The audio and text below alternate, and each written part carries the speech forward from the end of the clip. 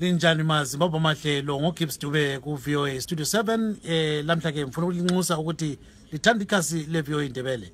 So ke ngifuna ukuthi libone ukuthi kwenziwa njani nxa ufuna ukuthi uthande ikhasi lethu. So lapha kade singisekhasini elami lapha kubhala ukuthi Gibbs Dube. Liyabona lapha kubhala Gibbs Dube he.